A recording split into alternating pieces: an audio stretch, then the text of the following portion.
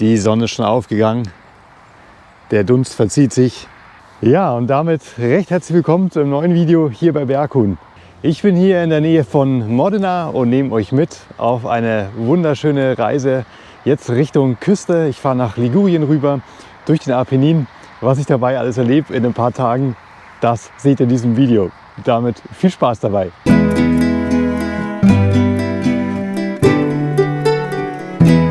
Ich bin hier auf einer kleinen Nebenstraße unterwegs, rein nach Modena. Hier wird der Lambrusco angebaut und gestern war ich in der anderen Richtung, also genau hinter mir unterwegs. Man sieht es leider nicht mehr so schön mit den Weinbergen, nur das Wetter war nicht so schön, es war etwas zu wolkig, aber die Farben von den Weinstöcken waren fantastisch. Jetzt am Morgen ist es wirklich herrlich, blauer Himmel, was will man mehr? Und das ist November, kaum zu glauben.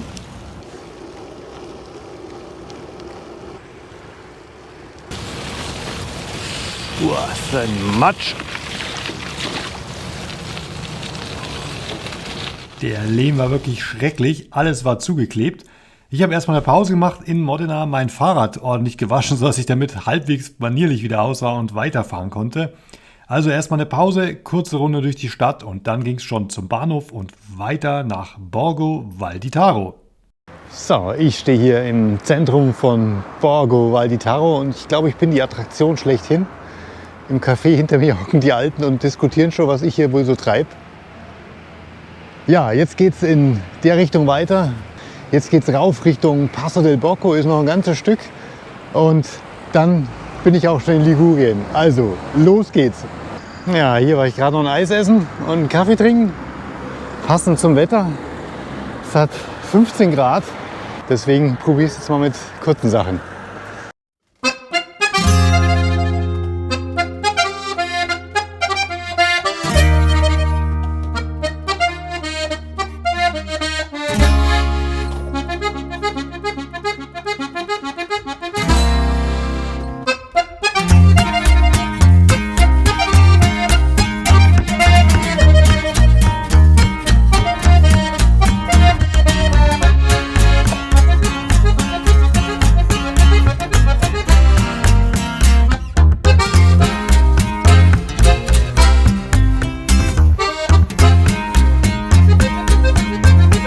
Ja, leider lässt die Sonne ein bisschen nach. Es wird langsam wieder frischer.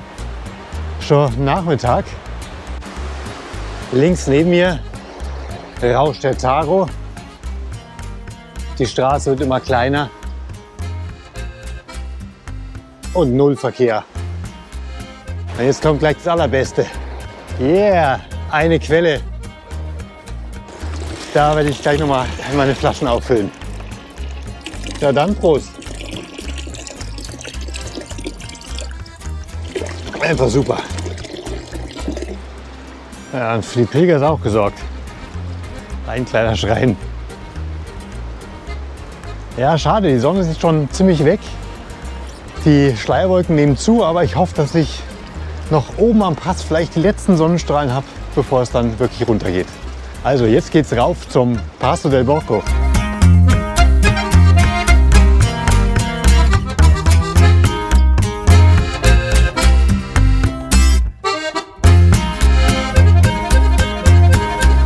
Hier wirklich von Hand noch die Platten gespalten. Schon die zweite solcher kleinen Werkstätten. Und hier ist die Ware bereits verpackt auf Paletten, wie in früheren Zeiten. Ich bin in Ligurien, gerade eben war das Schild. Wow, die Auffahrt wird immer schöner, immer leerer. Dafür geht es jetzt durch den berühmten Buchenwald. Wir sind hier in der Region vom Monte Satta und das soll angeblich der schönste Buchenwald Liguriens sein. Auch wenn es schon sehr dunkel ist, die Landschaft und die Stimmung ist wirklich zauberhaft. Überall plätschern die Bäche, also man merkt, wie es hier in den letzten Tagen, vor allem in der letzten Nacht geregnet hat.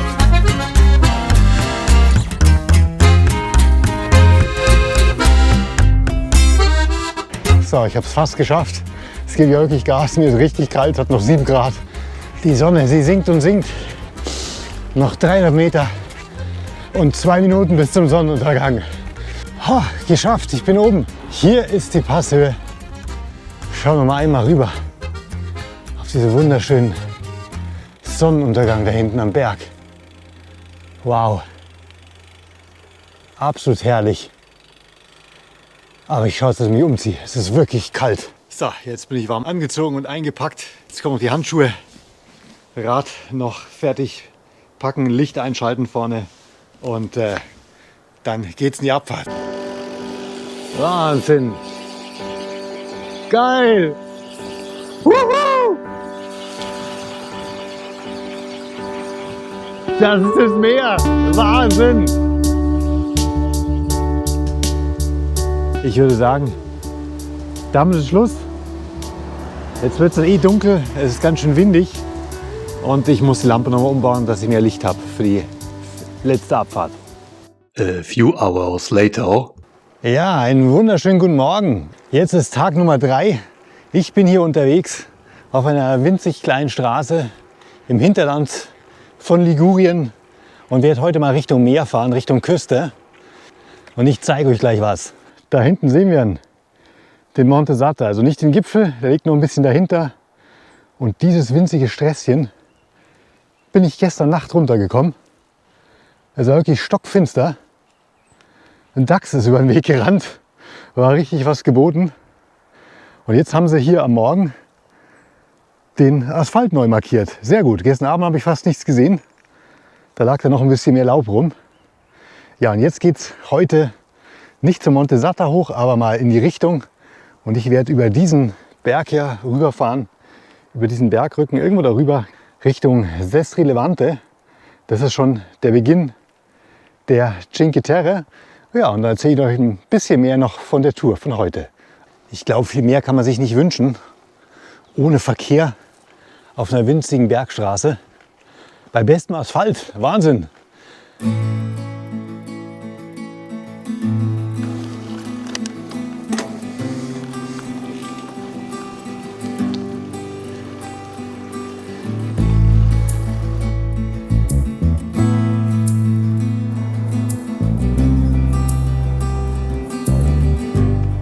Es ist herrlich warm. Was hier übrigens so wächst, so mit ein bisschen Laub noch, das sind alles Haselnusssträucher. Also die ganzen Hänge sind hier voll. Dann gibt es noch einige Eichen. Und was wir hier direkt vor uns sehen, hier auf der rechten Seite, weil die jetzt gerade, sind Esskastanien. Ich bin wohl ein bisschen zu spät dran. Ein paar habe ich gestern noch rumliegen sehen. Aber ich glaube, den Rest, der noch da war, den haben sie schon die Wildschweine geholt. Die gibt es nämlich hier auch in Hülle und Fülle.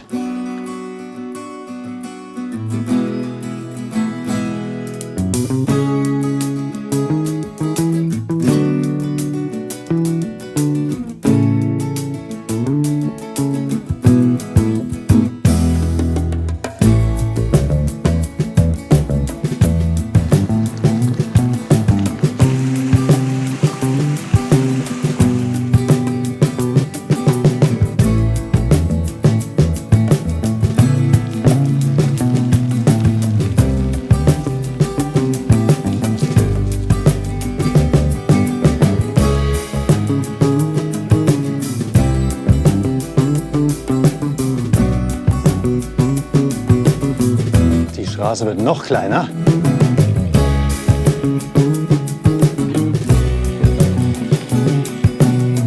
Ah, der Blick.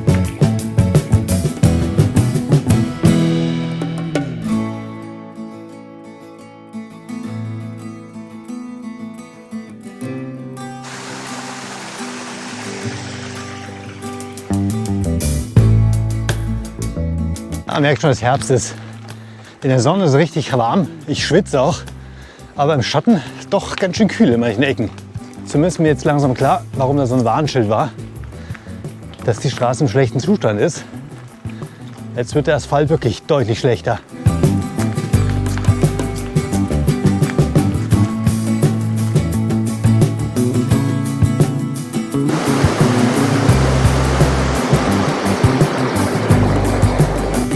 Ein echter Traum hier. Jetzt habe ich den ersten Höhepunkt sozusagen des Tages erreicht. Knapp 700 Meter, ganz ordentlich. Wow, die Aussicht Vor uns der große Berg, das ist der Monte Ramacetto.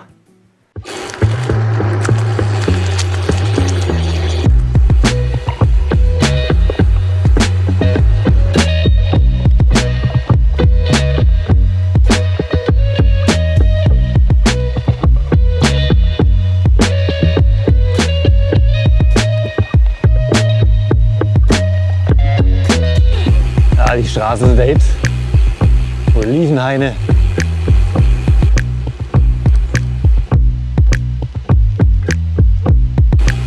Haha, der Asphalt ist schon übel.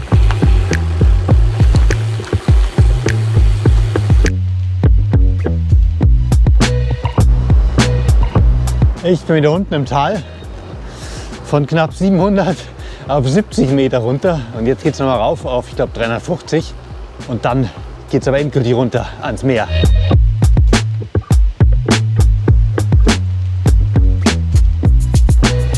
So, jetzt geht es bergauf. 3,5 Kilometer, 280 Höhenmeter. Sestri Levante. Da fahren wir jetzt hin. Und gleich wieder richtig rauf. Die allerletzten Meter jetzt hier zur zweiten Passhöhe des Tages. Ach, das ist genial. Bei dem Hügel da hinten, das liegt direkt am Meer, unterhalb davor, ein bisschen dunstig jetzt, da liegt dann Sestri Levante. Ich genieße es total. Was für ein Tag. Und dieser Himmel immer noch strahlend blau. Von da hinten bin ich gekommen. Jetzt gibt es erstmal Pause, was zu essen und dann schaue ich, dass ich runterkomme Richtung Meer. Schon wieder viel zu spät, schon wieder nach 3 Uhr. Muss schauen, dass ich nicht komplett in die Dunkelheit komme, bis ich zurück bin. Also, jetzt erstmal essen. Das sind Artischocken mit Ei rausgebacken. Hier noch was mit Spinat und ein Stück Pizza. Ja, jetzt geht's mir gut. Klasse.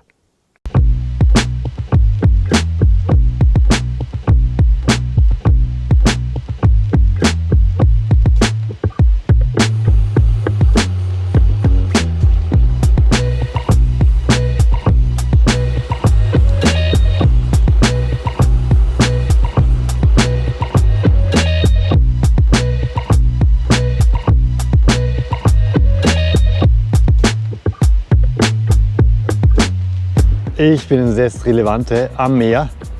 Ja, im Sommer ist hier Halligalli. Und jetzt spielen da drüben ein paar Leute Fußball. Ganz entspannt. Richtig herrlich. Jetzt fahre ich nochmal zum schönsten Strand hier von Sestri Levante. Mache eine kurze Pause und dann gucke ich, dass ich zurückkomme. Ja, im Sommer könnte ich hier auf keinen Fall durchfahren. Wir waren im August mal hier und es war einfach nur brechend voll mit Touristen. Ja, wir sind wirklich hier im Zentrum. Boah, alle möglichen Leckereien. Aber jetzt schaue ich, dass ich mal zur Küste komme, an den Strand. Mit dem Blick auf die schönste Bucht hier bei Sestri Levante. Richtig so ein natürlicher kleiner Hafen. Und die Promenade in der Abendsonne. Wow, es ist gerade nur noch ein Traum. Ich glaube, hier sind fast keine Touristen, also ein paar sind schon da, aber sehr wenig. Sonst hauptsächlich Einheimische, die einfach noch die Abendsonne genießen, so wie ich. Wow. Aber jetzt muss ich wirklich los, ist schon spät. Ihr seht, die Sonne steht verdammt tief und ich möchte nicht komplett in die Nacht reinfahren. Es sind ja doch noch ein paar Kilometer, die ich jetzt fahren muss. Also, ich nehme euch mit. Jetzt geht es entlang der Küstenstraße.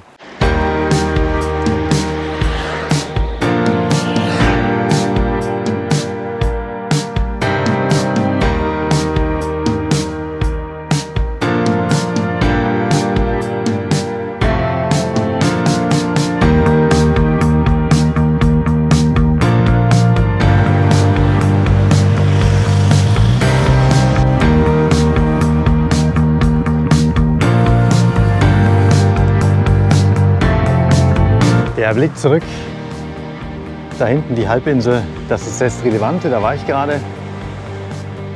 Ich bin jetzt in Lavagna, direkt am Meer. Ein paar Kilometer weiter noch und dann zweige ich wieder ab, fahre wieder zurück Richtung Berge. Ja, Tag 3 geht jetzt zu Ende. Ein paar Kilometer sind es noch, aber da ist dunkel. Da lohnt sich das Filmen jetzt nicht mehr. Also, bis morgen. Einen wunderschönen guten Morgen zu Tag Nummer 4. Gestern wurde es auch wieder spät, ich bin in der Dunkelheit angekommen. Jetzt scheint die Sonne, ich bin spät dran, aber es ist immer noch richtig zapfig kalt. Ich fahre jetzt erstmal Richtung Küste, Richtung Sestri Levante, da wo ich gestern schon war. Und dann möchte ich weiter Richtung Cinque Terre. Also, los geht's! Oh, in diesen Tälern ist es kalt. Das ist der Wahnsinn. Das Wetter ist wieder fantastisch. Wenn auch kalt jetzt in der Nacht, aber heute wieder, ich glaube 18 Grad am Mittag, also das ist schon super. Und blauer Himmel.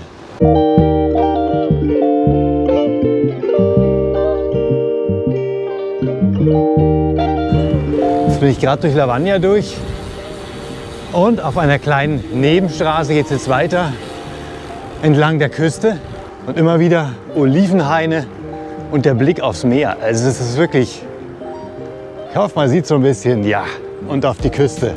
Da hinten sieht man schon Portofino, diese halbe Insel. I'm happy. Jetzt geht's runter. Ja, immer leicht bergauf und bergab. Und ich fahre hier mit kurzen Sachen. Also mehr kann man sich wirklich nicht wünschen um die Jahreszeit.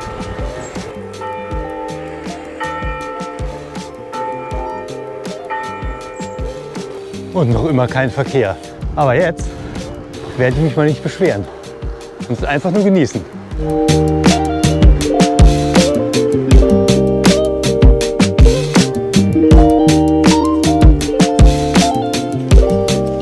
Oh, es ist 13 Uhr, die Temperatur ist perfekt. Ich rolle hier durchs Tal hin, die ersten 30 Kilometer sind geschafft. Und jetzt geht es hier rechts hoch, Aurelia. Jetzt beginnt der erste richtige Anstieg, 500 Höhenmeter am Stück. Also nicht schlecht.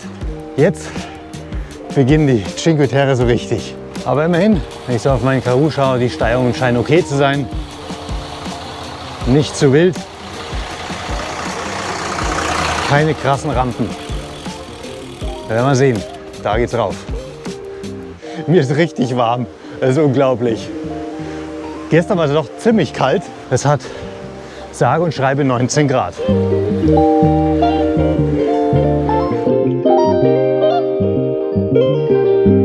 Boah, jetzt wird es aber steil. Ich muss noch mal schalten. So, mal sehen, wie lange ich es noch schaffe. Reden und bergauf. Aber schaut euch die Straße an. Ist das nicht genial? Das ist doch Radfahren, so wie man es sich wünscht. Angenehme Temperaturen, wenig Verkehr und überraschend guter Asphalt. Also es gibt ja so Bilderbuchansichten von Bayern. Und ich glaube, wenn man das mit Ligurien machen würde, könnte es so aussehen. Ist das nicht schön? Masso bin ich gerade, da hinten bin ich hochgekommen, das Tal.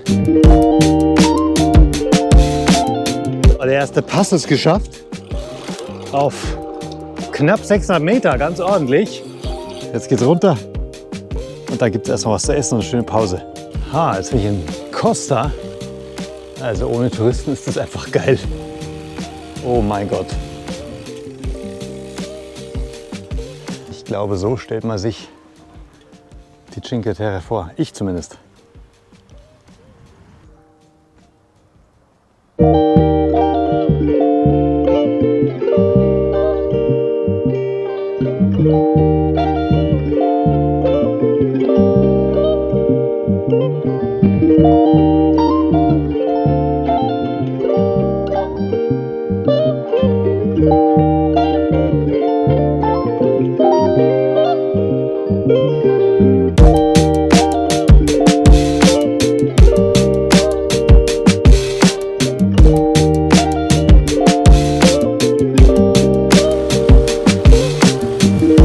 Hier heiß.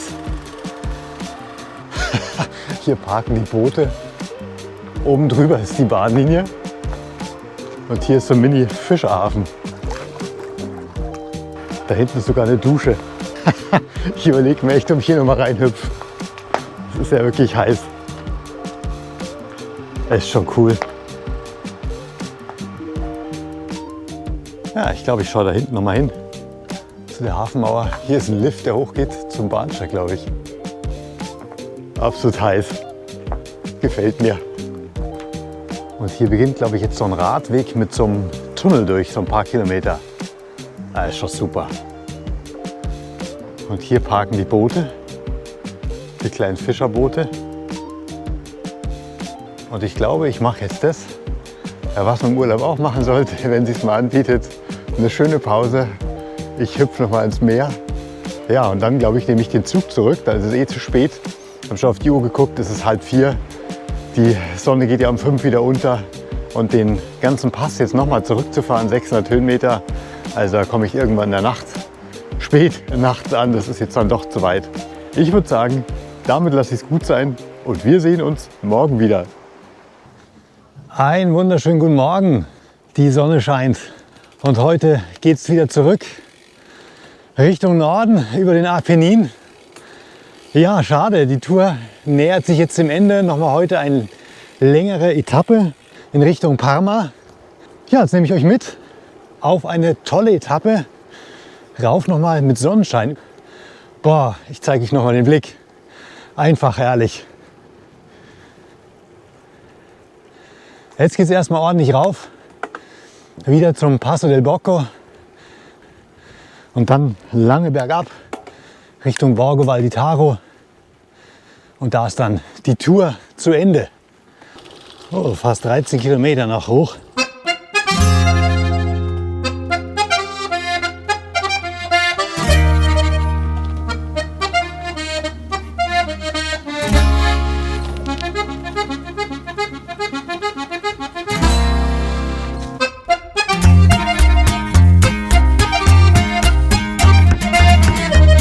Ich bin auf den letzten Metern noch nicht zum Passo del Bocco, sondern so eine Zwischenanhöhe. Und jetzt sehe ich mal den Blick an.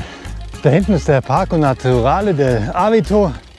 Hier bin ich schon auf der Herfahrt lang gefahren, also direkt auf dieser Straße. Allerdings war es stockfinster, deswegen habe ich dann nichts mehr gefilmt. So, jetzt geht es erstmal ein Stück bergab und dann kommt der finale Anstieg zum Pass. Jetzt bin ich gleich im Abzweig. Hinter dem Haus ist er. Und dann geht es hier schön bergauf, da drüben im Hang entlang. Vielleicht kommt die Sonne ja noch ein bisschen mehr raus. Richtig schön. Und null Verkehr. Ein Italiener kam gerade vorbei. Er hat gefragt, wo ich denn so hinfahre. Sehr gut.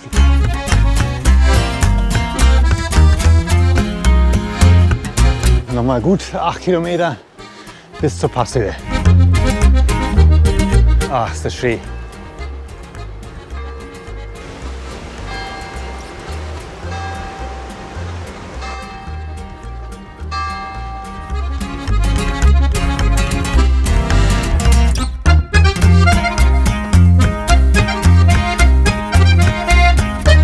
Ja, und der Verkehr hat jetzt ein bisschen zugenommen. Jetzt bin ich hier auf der Hauptstraße, aber es ist nicht der Rede wert.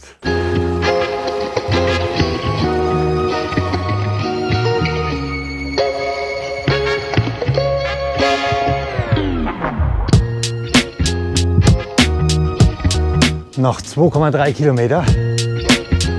Langsam komme ich höher, jetzt sind wir schon auf 800 Meter.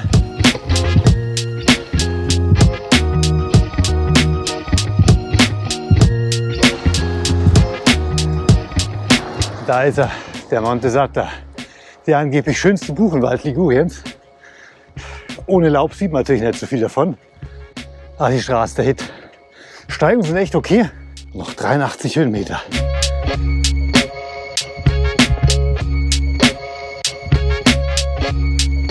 Boah, jetzt wird es mal anstrengender. Letzte Kilometer ist erreicht. Dafür jetzt Gegenwind. 0,3 Kilometer. 11:59 Uhr. Bis 12 wollte ich oben sein. Was für eine Punktlandung. Ich bin oben. Und es ist Punkt 12 Uhr. Wow. Sieht man es ganz oben, der kleine Schatten. Jetzt erstmal umziehen und dann geht es runter.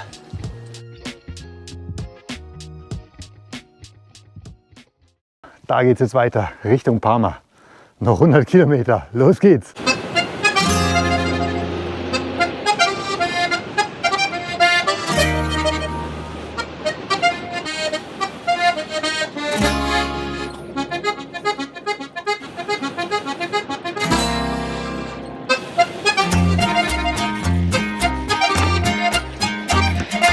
Das ist jetzt der Blick aufs Santa Maria del Taro. Jetzt bin ich schon in der Emilia Romagna. Mein lieber Schwan, ganz schön kalt jetzt die Abfahrt. Und jetzt gucke ich, dass ich weiterkomme, dass es ein bisschen wärmer wird. 20 Kilometer her ging es durchs Tal. Ganz schön eng manchmal. Jetzt kommt wieder ein bisschen, nicht die Sonne raus, aber es ist zumindest hell. Ich bin wieder an der wunderbaren Quelle hier. Habe schon meine Flaschen nachgefüllt am Rad. Es gibt so ein bisschen Focaccia. Kleine Pause, ein bisschen stärken. Und dann geht es auf die letzten, ich glaube 25 Kilometer sind es noch. Und dann in den Zug. Na, das sieht ja fast aus wie November in Deutschland. Allerdings bin ich hier auf einer Nebenstraße unterwegs. Jetzt schon in der Emilia Romagna. Ja, die Sonne macht sie auch rar. Meine Tour nähert sich langsam dem Ende. Ja, was soll ich sagen zu dieser Tour? Sie war super, hat mir richtig Spaß gemacht, hier durch Ligurien und durch die Emilia Romagna zu fahren. Danke auch an die tolle Tour mit Mario, der mir hier wunderschöne Ecken durch die Weinberge gezeigt hat. Ein absolutes Highlight, muss ich schon sagen. Aber im Prinzip war jeder Tag hier ein Highlight. Es wurde nie langweilig, immer was Neues gesehen. Und das Wetter war natürlich absolut genial. Das im November, das ist nicht selbstverständlich. Ich freue mich dann schon aufs nächste Mal. Bei den Cinque Terre war ich hier nur einen Tag, habe nur einen kleinen Teil gesehen. Und da gibt es noch mehr zu entdecken. Danach haben die Jahreszeit natürlich das kurze Tageslicht. Beim nächsten Mal vielleicht wieder zu einer anderen Jahreszeit mit etwas längeren Tagen. Und hoffentlich auch wieder schönem Wetter. Und da würde ich sagen, recht herzlichen Dank fürs Zuschauen. Denkt dran, gebt dem Video ein Like, abonniert unseren Kanal und wir sehen uns im nächsten Video wieder. Und jetzt zeige ich noch ein paar letzte Bilder und damit ciao!